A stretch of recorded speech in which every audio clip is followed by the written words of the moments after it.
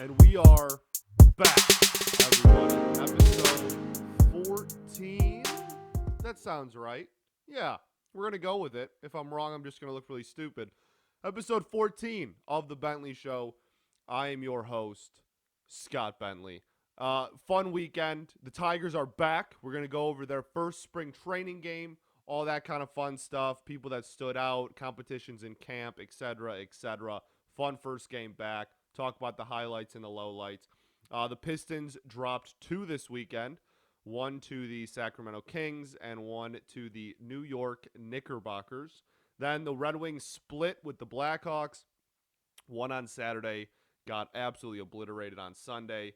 So we are going to go over those games. Then the Detroit Lions, the big talk on Lions Twitter was Trey Lance. Everybody was arguing about Trey Lance. It was the big thing. Everybody talking about. I think there was an article that a publication wrote, and that's kind of what sparked it. But everybody's talking about Trey Lance. Do we want Trey Lance at 7? Do we want Trey Lance if we trade down? Do we want Trey Lance at all? Trey Lance. So that is what we will be talking about today. This is the Bentley Show. Again, I am your host, Scott Bentley. Thank you so much for listening. Let's get right into it. The Detroit Tigers are back. The Detroit Baseball Tigers are back. Spring training started Sunday, played a game against the Philadelphia Phillies, and won 10-2 in a 7-inning game. We put up 10 runs in a 7-inning game, and there's this rule in spring where if an inning gets 2 out of hand after like the 20 pitch mark, I'm pretty sure after you pitch 20 pitches, if the inning's out of hand and you don't want to like burn any of your bullpen, you can just go out and say like, hey, like we're getting obliterated. We call mercy on this inning. Let's end it. And the inning just ends. And that happened in the first inning. We had 6 runs and the bases loaded with 1 out. And the Phillies were like, Joe Girardi was like, nah, we're ending the inning. So we won 10-2, and it probably, there's a good chance that it could have been even more than that. So an absolute just obliteration of the Philadelphia Phillies in the first game of the season. Quite a bit to talk about. I know it's the first game of spring, and people are always like, oh, don't overreact, first game of spring, ha, ha, ha. Yes, you're absolutely correct. We're not going to get accustomed to scoring 10 runs and walking 9 times. I completely understand that. But as far as individual performances, that's where you look. You don't look at score. Don't care about win-losses in spring. You're just going to stress yourself out for no reason. But individual performances, that's the whole point, because there are some important positional battles and dudes trying to make roster spots, so it's important to watch those. So the first one, the biggest one that I took away from yesterday was Alex Lange. For those who don't know Alex Lange or are not familiar with him yet, or if yesterday was your first time hearing about him, he is a pitcher, obviously, for the Detroit Tigers. He was acquired as a prospect in the Nick Castellanos Cubs trade. So when we traded Castellanos to the Cubs at the trade deadline in 2019, that was who we got in return. The Cubs, he was 23, I want to say, when we acquired him. He's 25 now. 25 years old, hasn't made his major league debut. So a little on the older side as far as a prospect goes. He's had a roller coaster of a professional career. He was a former first-round pick that was thought to be pretty highly regarded. Decent velocity. Everybody always talked about how good his slider was. As he came up, it really just didn't pan out. The whole starting pitcher thing really struggled at the professional level to go deep into games. Just isn't going to be a starter at the major league level. And I think him and the Tigers organization, and likely the Cubs at the time, had probably come to terms with that, which is why the trade was made. However, yesterday was, and also to all the people that are just mad for no reason about us playing like 7-inning games, and we're playing a 5-inning game, I'm pretty sure Tuesday, like, calm down. Jeez, everybody's getting so mad about everything these days. My goodness, like, you have to remember half of these dudes haven't played a professional game in literally 2 years. No minor league season last year. This is 2 years removed for some of these kids. From playing like professional competitive baseball. So You can't, especially for the pitcher's sake, you got to ease them back into it kind of thing. And it's only going to last like a week. Like, we're back to 9-inning games. They said by March 8th is when the Tigers plan on getting back to 9. So, like, everybody calm down. So mad about everything, I swear. So, Alex Lange appeared in the 6th inning. I want to say the 6th inning, either the 5th or the 6th, for yesterday's game against the Phillies. He did have a scoreless frame. However, he had almost a 30-pitch inning.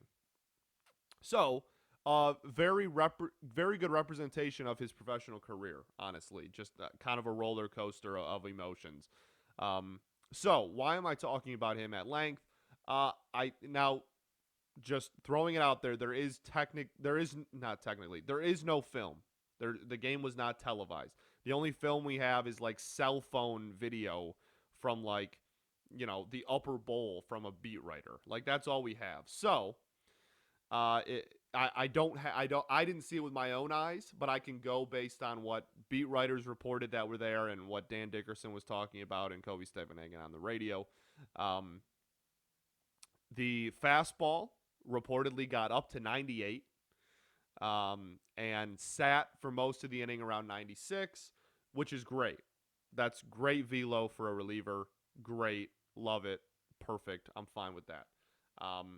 And the biggest takeaway was how much everyone drooled over the slider. Apparently the slider was just unbelievable, and you had to see it to believe it. Everybody kept talking about the entire broadcast. Cody and Dan Dickerson were just talking about the slider every time he threw it. And then in all the post-first game articles written by writers and beat writers and stuff, they all talked about it as well. So the slide piece is apparently something to look out for. Apparently it bites a lot. And with velo that can get to the upper 90s on the fastball, you got to imagine that slider's coming in decently hot too, which is probably why it's biting and looking the way it does. So that's awesome. Beautiful. The problem is command. He gave up no hits and no runs, but walked 2 people, which honestly I could care less about. I'm okay. That's a lie. I obviously you need to have command. You need to have some sort of control. I'm not trying to say that's irrelevant and doesn't matter. However, he fits right in, I guess is what I'm trying to say. This team is full of young arms that have great stuff and no command. That's pretty much our entire MO. Like, Spencer Turnbull's at the very tippy top of that list. Nasty stuff, zero command. Excuse me. Spencer Turnbull, very top.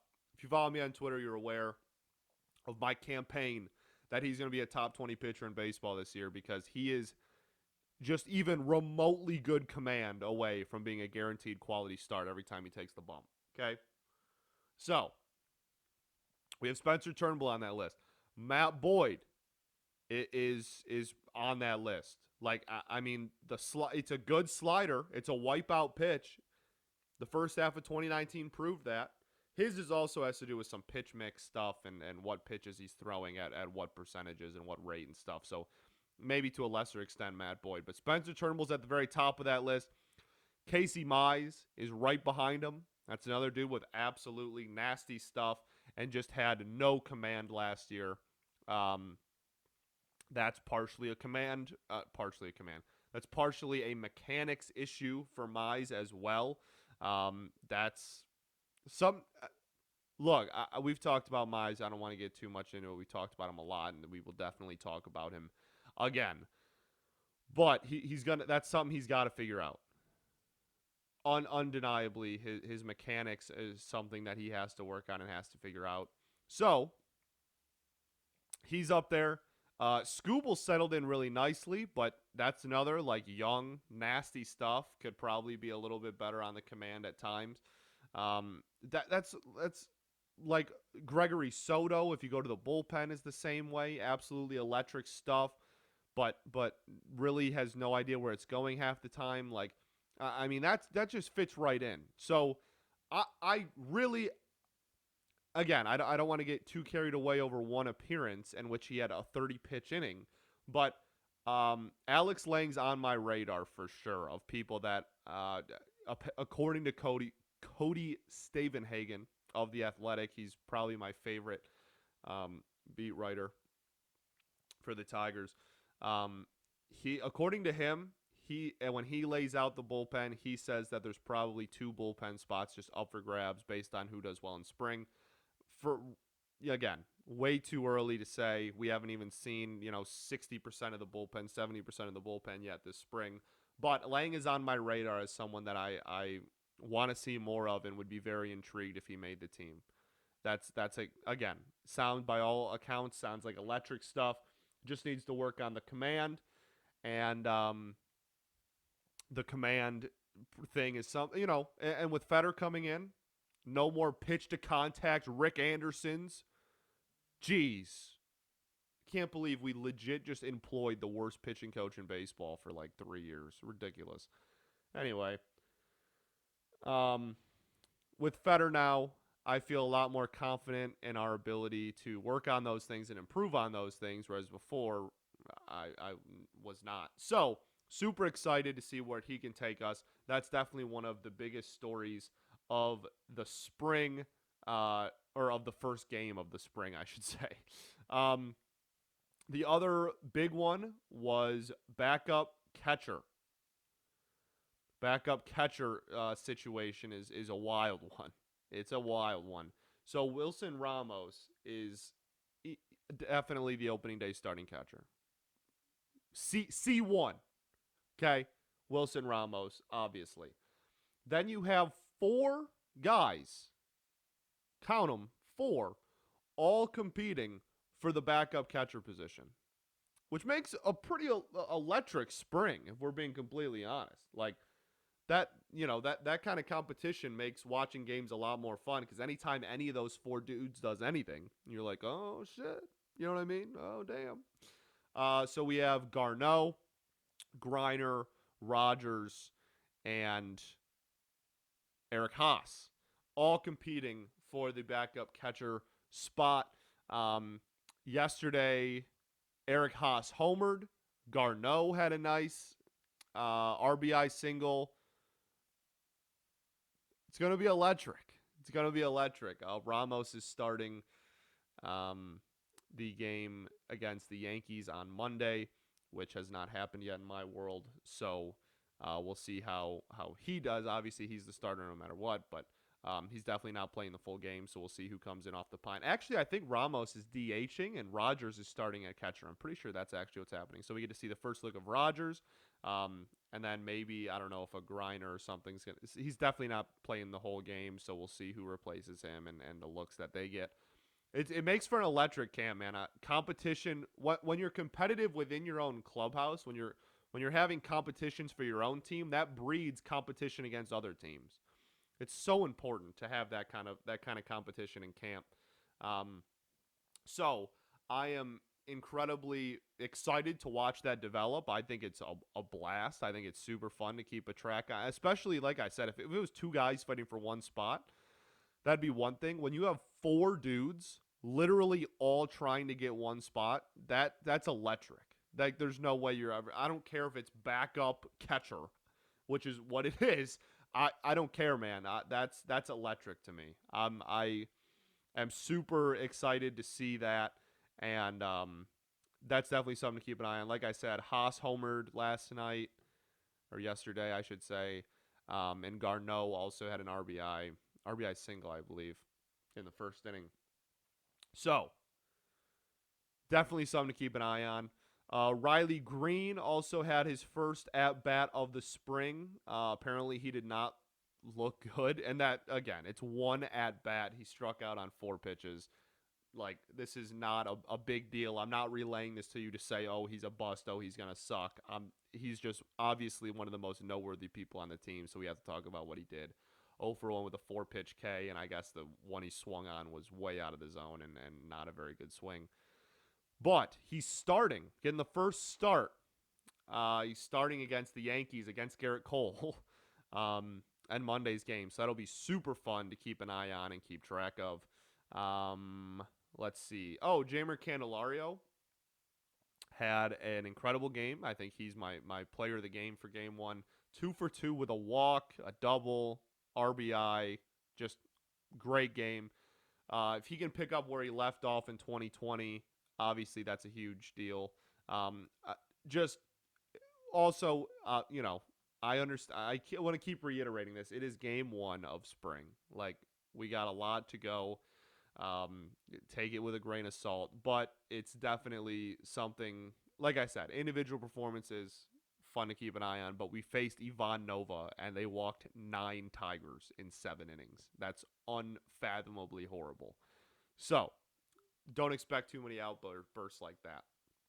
I think that's it for the big names in the recap yesterday. Pitching wise, Tyler Alexander got a start. He didn't look particularly great, or his stat line didn't show that he was particularly great, I should say, because I admittedly did not see him.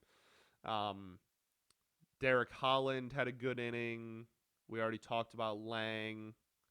So, yeah, just, gave up 2 runs in 7 innings. Not a bad outing there by the bullpen.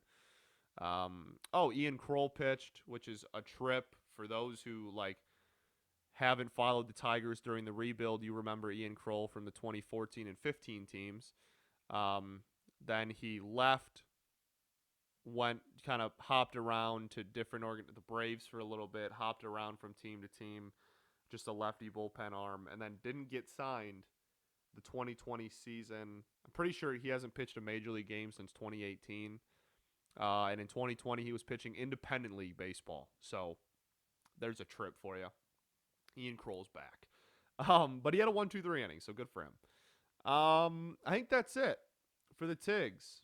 I think that's about it. Yeah, very, very cool that we actually get to watch them play. They'll be televised against the Yankees Monday. So by the time you're listening to this, you'll probably already have seen my Twitter frenzy and report and stuff. I might do a post-game video for it because I actually get to watch it. I didn't want to do it for a game I couldn't actually see on Sunday, but if we can watch them, I might break out the old car video and give it a recap or something. Or I'll go on 2021 World Series Champs Instagram page and go on a live stream there. People love to ask me questions on there, so we'll figure it out. But it'll be fun to actually see the pitchers specifically, but it'll be fun to actually see the at-bats and all that. Watching baseball again. Best feeling in the world. Super pumped. Baseball finally back on my television. All right. Let's go on to the Detroit basketball Pistons. We're going to go in chronological order here. Also, I'm still really salty that Jeremy Grant's not an all-star. I know we talked about it in the last one, but I'm probably going to continue to just be salty about it because I'm stingy. It really pisses me off, man. I know we suck and whatever, but come on. What a joke. All right. The Sacramento Kings game was it was a trip. It was a trip. We're down 10 at the end of the first quarter. We almost give up 40 points. Then we outscore them each of the second and third quarter and are winning going into the fourth, and then lose by 3. So some interesting developments, we'll call them, this game. First off, Josh Jackson, I've said it a billion times, he continues to try to shoot early. If the shot's not falling, drive to the dish, get his points that way. I'm all for it. I keep saying it, I'll say it again. I'm all for that mindset and that strategy. I think he's improving immensely, and I would like to see him back in the starting lineup here before the All-Star break, or at least before the trade deadline. Isaiah Stewart, 6 points, 11 boards, 2 assists, 3 of 3 from the field. Got a block in there. Looked really good. I think this was a game where he, as far as the pick and roll and the picks that he was setting low in the paint and stuff, I feel like he had a really good grasp of what he wanted to do. He had more of a game plan this game than he ever did. I think he's so high energy that a lot of times he just goes out there and just is just trying to ball, which like I love. And for a raw rookie like that, that's so nice to see. But I think a sign of growth is really what we saw in Friday's game against the Kings, and just how much he really did look like he had a plan. He was going to execute that plan, and you were going to pay for him following that plan. He looked really, really good. I was very, very happy. 21 minutes looked really solid. Saben Lee continues to look solid. 21 minutes for him as well. 8 points, 4 boards, 4 of 9 from the field. Saben Lee continues to be one of the coolest stories of this team. The fourth rookie in that we got in this draft, and everybody talked about the 3 first rounders, but he was definitely one of the the I don't want to say afterthought, because like he was in the introductory presser and all that, but like he got asked the least amount of questions. You know what I mean? Like in that presser, like he was the second round pick, and he's really proven to people why we got him, and that's awesome, man. A second round pick turning into anything is amazing at the NBA level. Nonetheless, a guy that's been producing at the length that he has, or at the extent that he has. So that's absolutely awesome. I think that's it for bench players. Yes, let's go into the starting lineup. We're gonna save the biggest story for last. Jeremy Grant got back on track. He's really kind of struggled the last like week and a half, so it was nice to see him drop a little 30 piece there. 7 of 17 from the field, 14 free throws, getting to the dish at a very high clip. Looked really good. Sadiq Bey continues to impress, man. 17, 6 and 2, 6 of 10 from the field, 5 of 9 from 3, and looked great on the defensive end.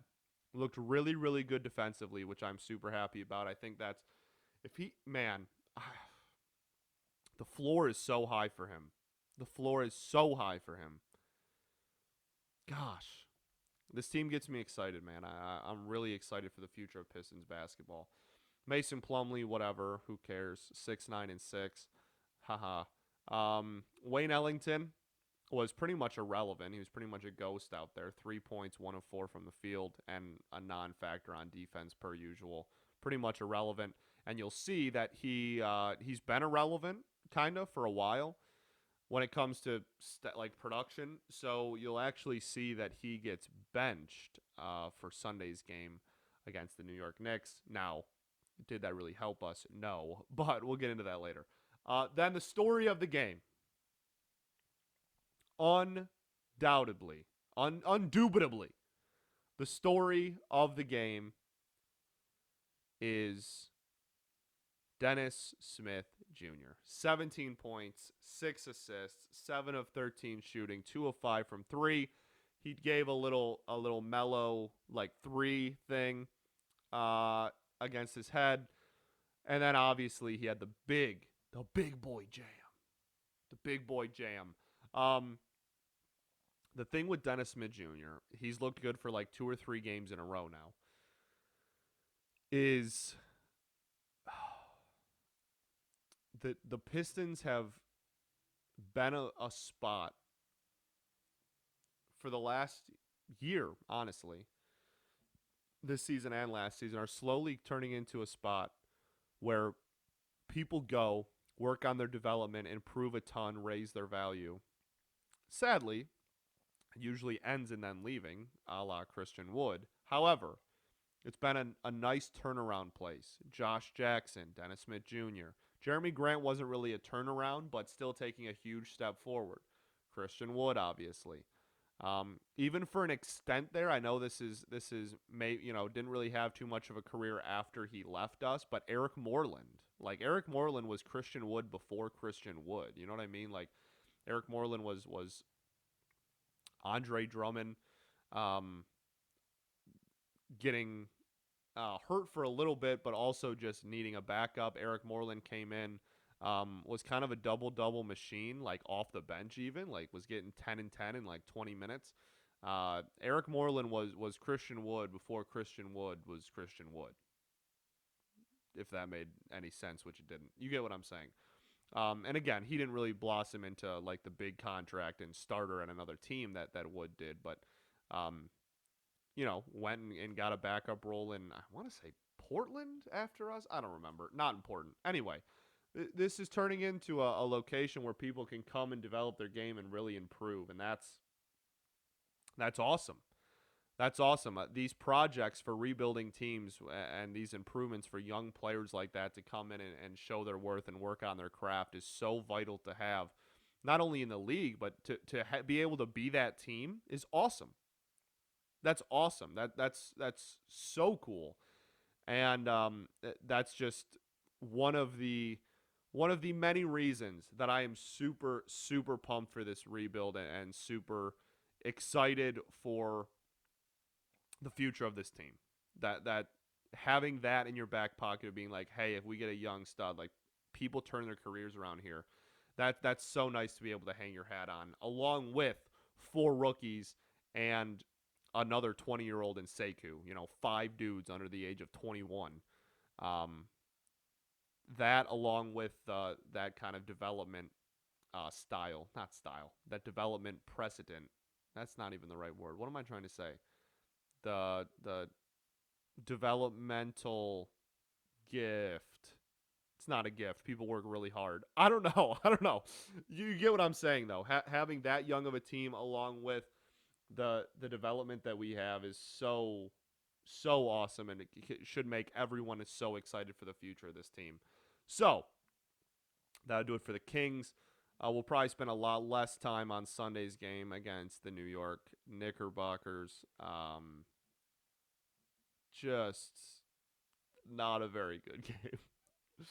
It was really ugly, and we were only down 5 points after the first quarter, but it was one of those games where everybody was just like, yeah, we're only down 5, but like this is an ugly freaking game. You know what I mean? Like this is not a very visually pleasing game, we'll call it. And the second quarter was more of a representation of that as well, and the whole game. I mean, that was just not a very good basketball game for the Detroit basketball Pistons there. Um, okay, so nobody shot well, which is a problem. You're gonna be pressed to find too many games in which you win when nobody shoots well. The problem is, uh, the only person that did shoot well was Wayne Ellington, who got benched. He ended up still playing 20 minutes. It's not like he was benched and just didn't play, but 15 points off the bench, 4 of 6 from three, 3 of 3 from the free throw line. Josh Jackson, 12 points, 1 of 6 shooting, but had 10 free throws. Uh,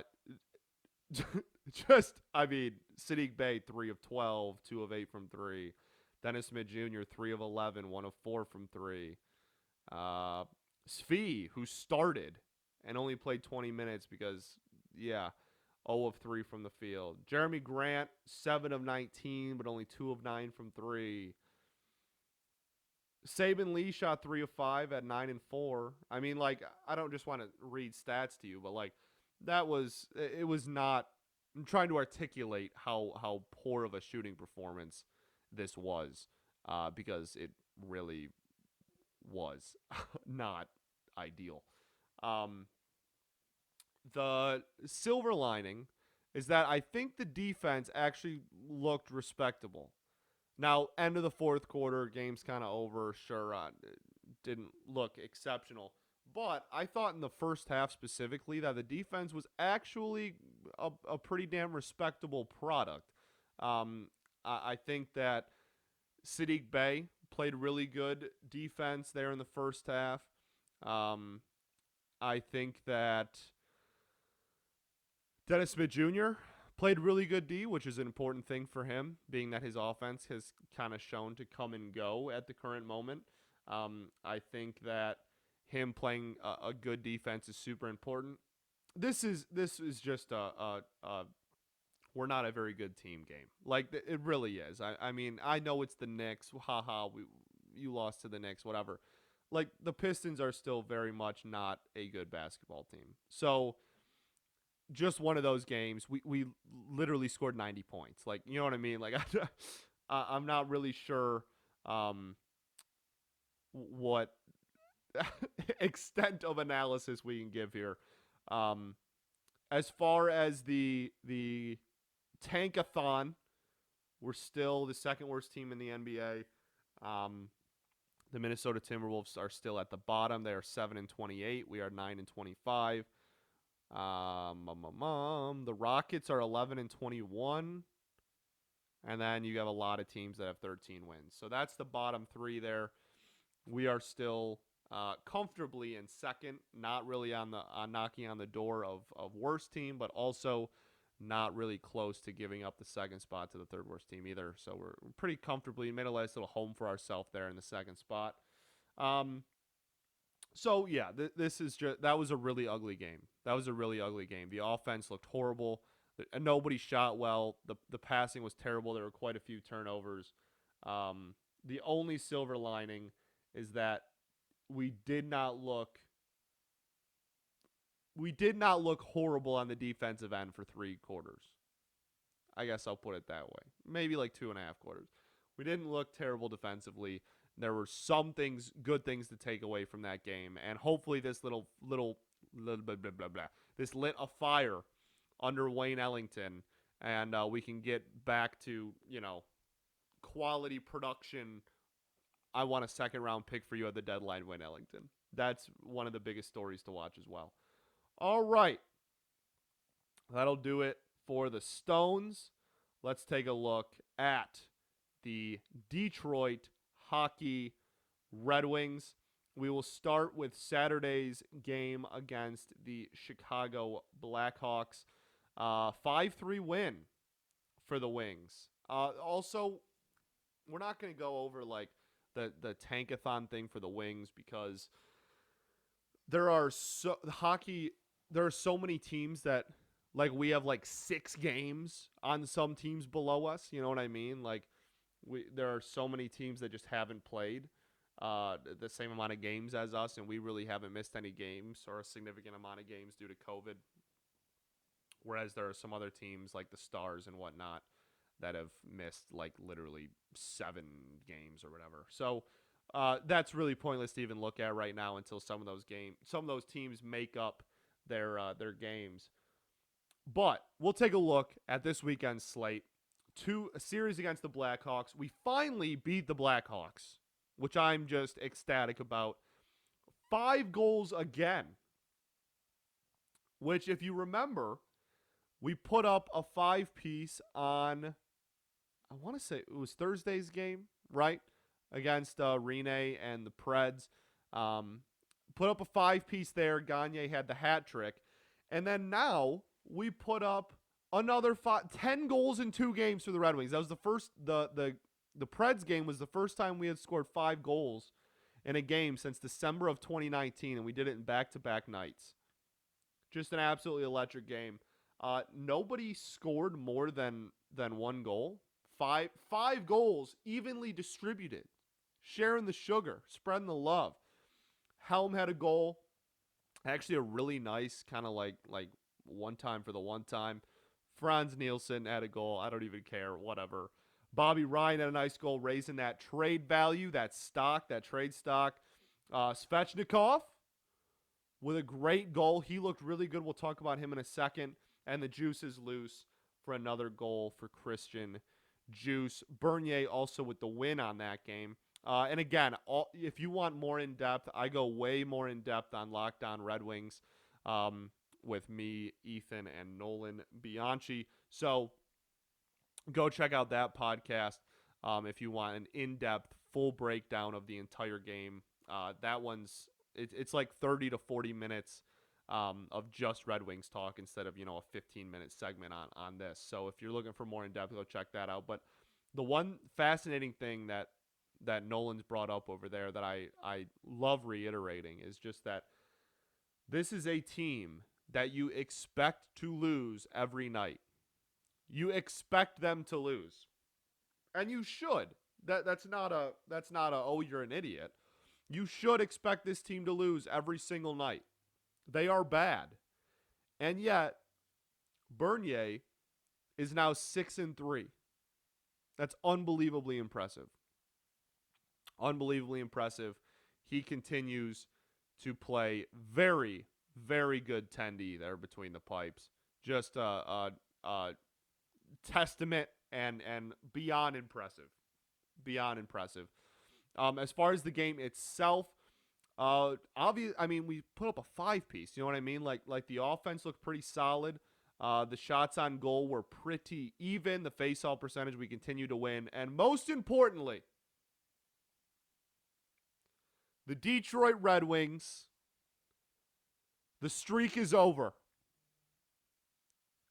The streak is over. The Detroit Red Wings scored on a power play. I'm going to get emotional. The 0 for 40 streak ended. We scored on a power play.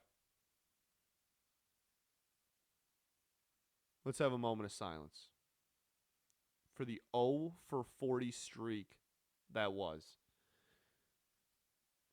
Unbelievable. You will not be missed. You'll kind of be missed. It was actually kind of dope.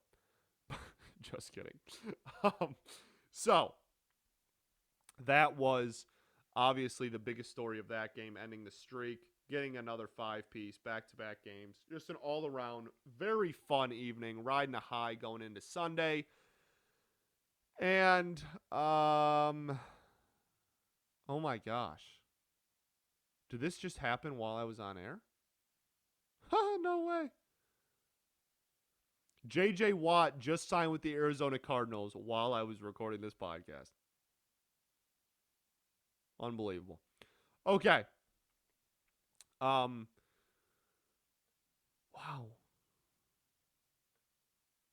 That's crazy. Okay, we'll talk about that when we talk about the Lions. All right.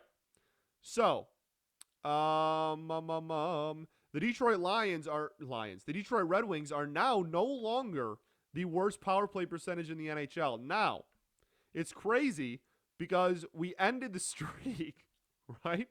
We end the streak. We go 1 for 1 on the power play. We win. Great game. Then we go into Sunday's game. Okay? We go into Sunday's game and we're like, all right, this is super cool. And then we score on another power play. Now, just a testament to how bad our last 2 power plays were 2 for 2 after an 0 for 40 streak. Now, the crazy thing about this is that, wow, so that's J.J. Watt and DeAndre Hopkins. I'm sorry. We'll talk about this when we talk about football. That's crazy that this broke while I was recording. Okay, Red Wings, focus. Yes. We were so bad on the power play that even with scoring in our last 2 power plays, 2 in a row, we still have the second worst power play in the NHL. And if the season ended today, we would have a worse power play percentage than the worst power play percentage in the history of hockey. Now, it wouldn't be the worst of all time because Minnesota is also having a historically bad power play, 7.94% at the time of recording. We are at 8.82. Anaheim is 10.42. All 3 of us, historically horrible power play percentages. So that's more of just a testament to that. But, you know, kind of interesting. The streak is broken when we score 2 in a row. Now, the rest of the game was really ugly. And again, I'll say this for a millionth time. Go over to Locked On Red Wings if you want a full breakdown of the game. But the rest of this game was really ugly. Now, I tweeted before the game, infamously, I would be okay losing this game 7-1 if it meant, or not if it meant, as long as Patrick Kane did not get his 400th career goal against us.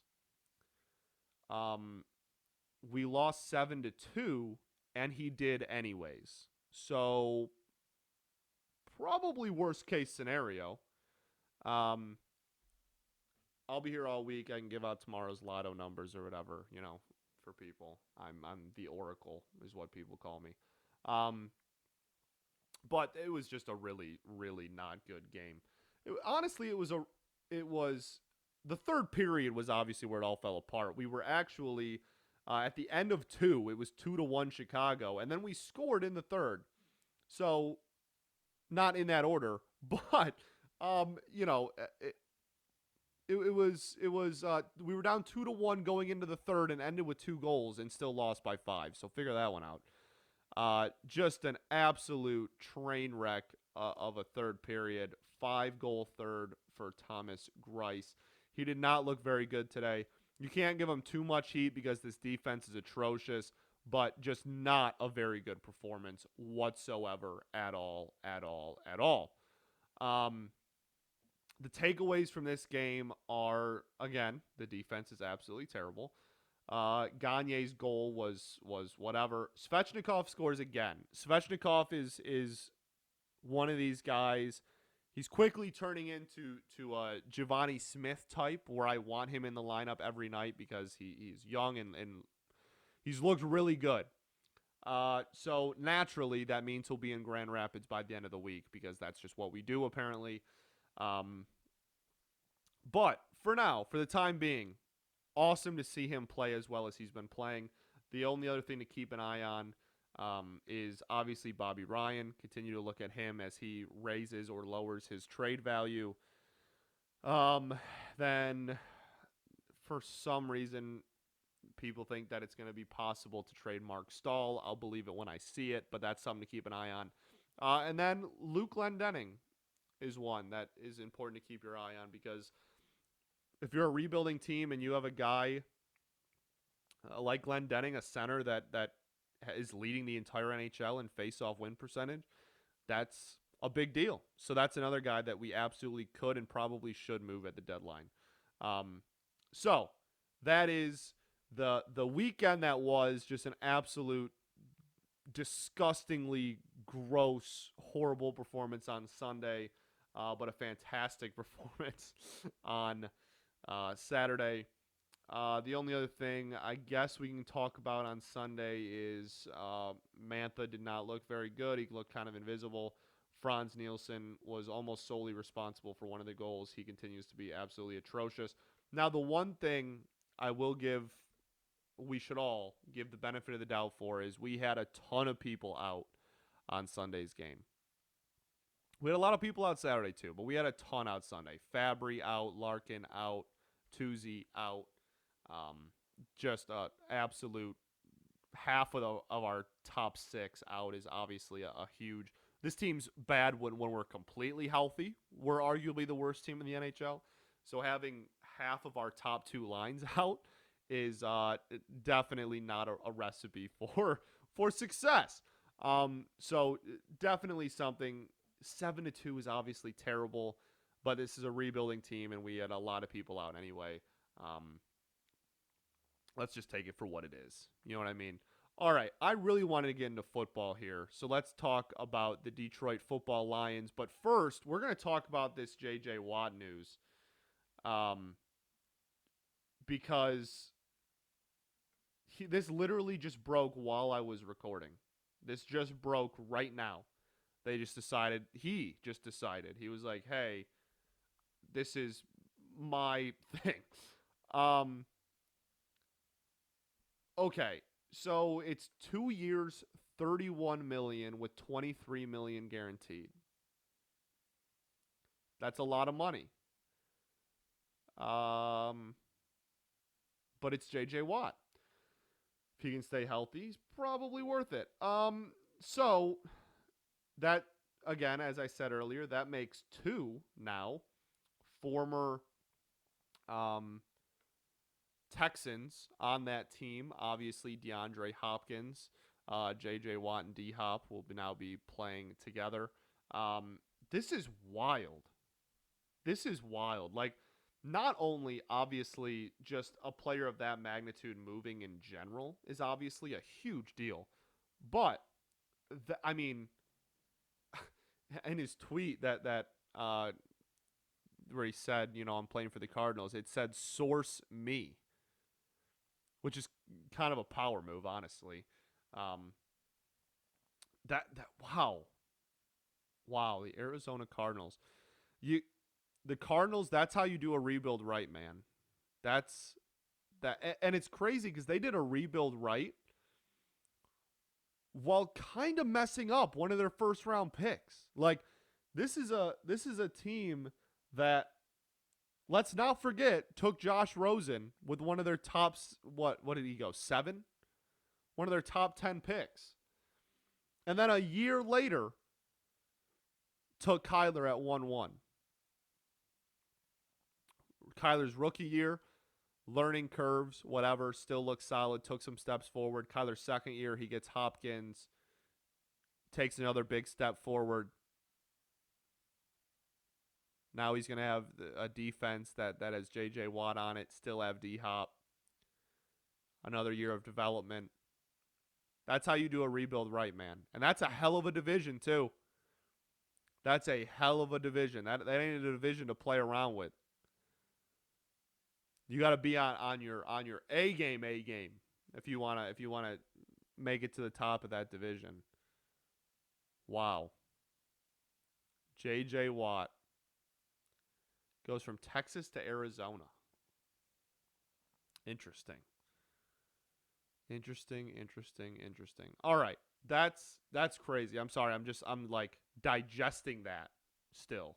Like as it, that literally happened while I was recording. So I'm still just digesting that whole thing. Wow. J.J. Watt to the Arizona Cardinals. That's going to be a fun team, man. That's going to be a really fun team. They're like a slightly better running back away from really being a damn good football team. They could probably use a little bit more defense, actually, more than they could a running back. Duke Johnson was low-key kind of solid this year. Yeah. Right? No. Yeah. I don't remember who the running back was. That's on me. I'm pretty sure I nailed it, but maybe not. Regardless. That team's heading in the right direction. If you want a poster child for how to do a rebuild correctly, you can look at that. Just, man, what a team, man. That's fun. That's fun. Good for JJ too. Good for him. Still getting paid, knowing his worth. Going to a fun, competitive team.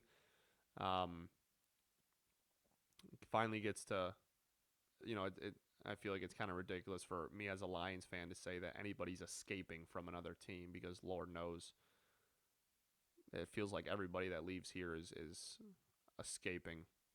But still, Texans are widely known as a very incompetent franchise. Good for him for going to a competitive team that has a bright future too. So, if he stays there after the 2 years or if he starts to decline, like that's not going to have so much pressure on him. He's going to be on a good, solid team. So good for him. That's fun. Good for J.J. Watt. Congratulations.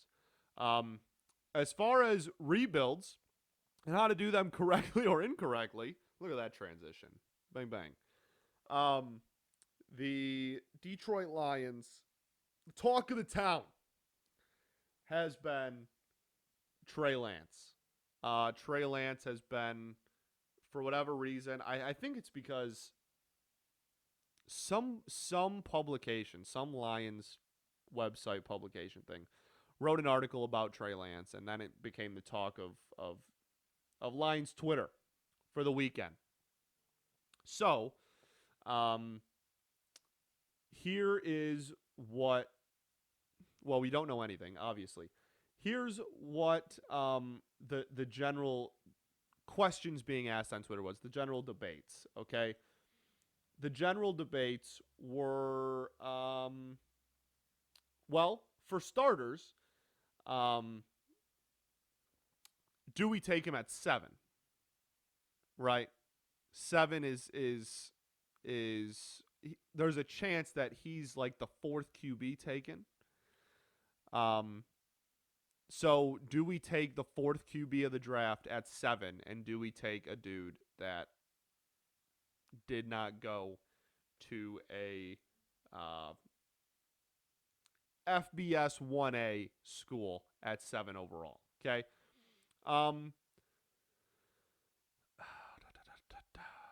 So we can debate. We can go to the debate of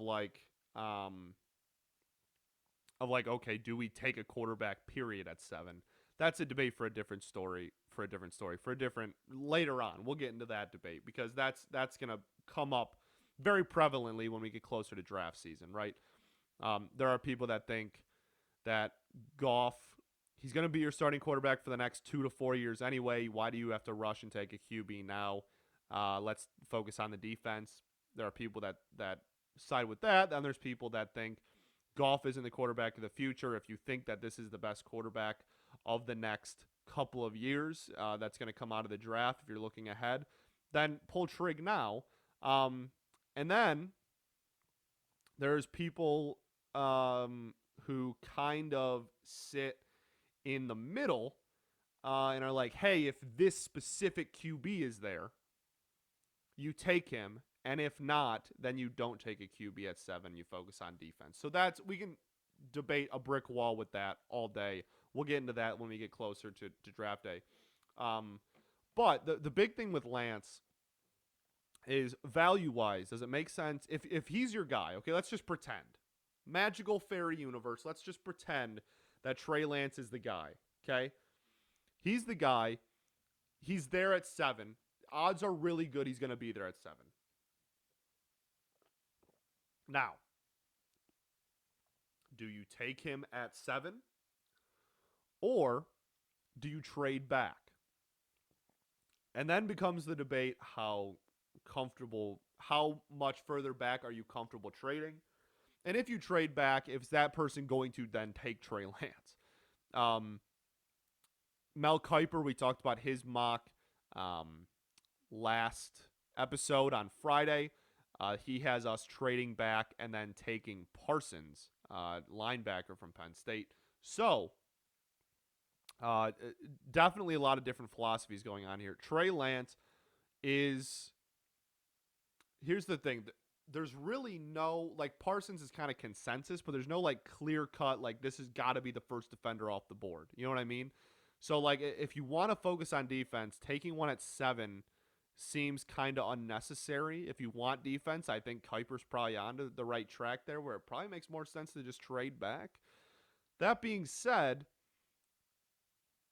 if your other option is taking the 4th QB in the draft at 7 over, I don't know, man. There's a lot of different directions to go. And then if you trade back, I don't know, man. There's a lot of different ways to go. Trey Lance specifically, though, obviously put up very good numbers at North Dakota State. I'm pretty sure he had, no picks his sophomore year. He had, literally no interceptions. Definitely a dual threat. I'm pretty sure his full sophomore season, he ran for 1,000 and almost threw for 2,000. Or almost threw for 3,000, rather. I'm pretty sure he threw for 2,700 and rushed for 1,100 or something ridiculous. He obliterated the league. He literally obliterated the FCS or D2 technically, whatever the hell North Dakota State technically is. Absolutely just obliterated everybody. Didn't lose a single game his collegiate career, just destroyed kids. So from a pure numbers standpoint, sure. The big question is always, do people that don't play D1A football translate? And we saw it in the Goff-Wentz draft, right? We saw it with Carson Wentz, obviously. Whatever your opinion of Carson Wentz is, he translated pretty well. You know what I mean? Not a world beater, not a superstar by any means. Probably not worth that top 2 in the draft debate that was going on for weeks leading up to that. However, starting NFL quarterback can't fault too terribly much. He wasn't a complete flop just because he didn't play 1A. So it's interesting, man. It's a hell of a debate. I'm not sure. I personally am just not sold on the idea of taking the 4th quarterback at 7. You know what I mean? Like, man, just something about that seems weird to me. And maybe I'm an idiot. Maybe I'm just an idiot, and you're calling me a dumbass as you're listening to this. But like, I just that I'm a big value person when it comes to the draft. That's why I don't like when we take a running back in the second round every freaking year. I'm a big value person. Like I was fine with the Okuda pick, just not at 3. Like I'm really big on value and getting the most bang for your buck on every pick. And I don't think the 4th ranked quarterback in the draft at the 7th overall pick is great value currently. I don't. And we still have a lot of time until the draft. There's still a lot of stuff that needs to be worked out and all more mocks and everything, and we'll talk about it at length as we get closer.